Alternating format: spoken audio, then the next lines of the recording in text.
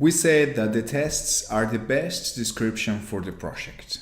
That's because tests contain a specific interface that we need to follow for our code.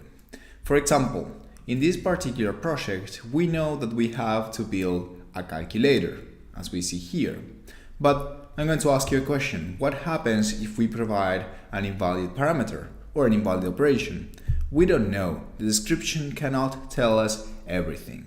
But surely we will find something regarding that in the tests. The tests, as we know, are contained in a test case class. Each test case class will have a particular reasoning, or it will contain a particular chunk of the project in terms of functionality. Each particular test case will be given by a function or method in this test case class. While we are reading these test cases, we will be analyzing different things. Usually, the name of the function or the method will indicate what is it testing. So, for example, the first function, it's testing just adding two numbers. It tests that calculating 2 and 3 with the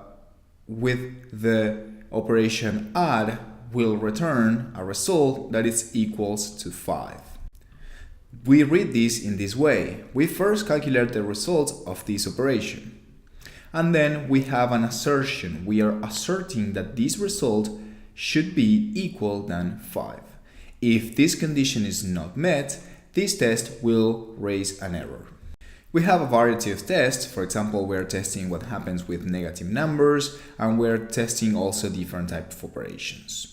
We can also see that we have a few test cases for we can also see that there are a few tests for some weird cases that we can experience in our code. For example, what happens if instead of passing a number, we pass an invalid string? Well, in this case, we expect this operation to raise a calculator exception. The calculator exception is defined inside the calculator package.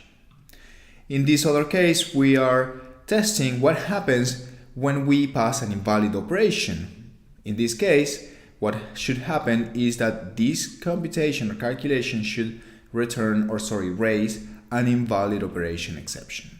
As we said, tests are the best way to understand how we need to code our project. And these tests are the ones that we are going to check once you submit your project at the end of the deadline of the project. Now that we have read the tests, we need to make sense out of the structure of the project contained in our repository.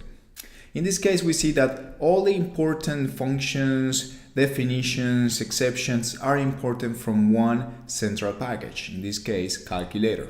If we go to the root of this repo, we will see that we have a calculator directory. This directory contains all the Python files that we will be using.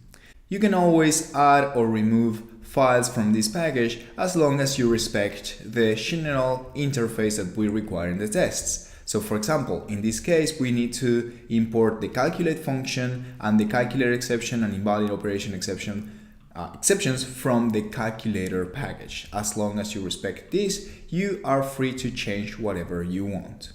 In this case, the calculate function is defined inside a main file, as you can see right here. This function is then imported in the init file in the calculator package, right here from main import calculate. That's the way we have to make a function public through the package itself. As you know, calculator is a directory, so for this to be available, we will need to include it in the init file. In this case, we are also adding the two exceptions that we need to make public.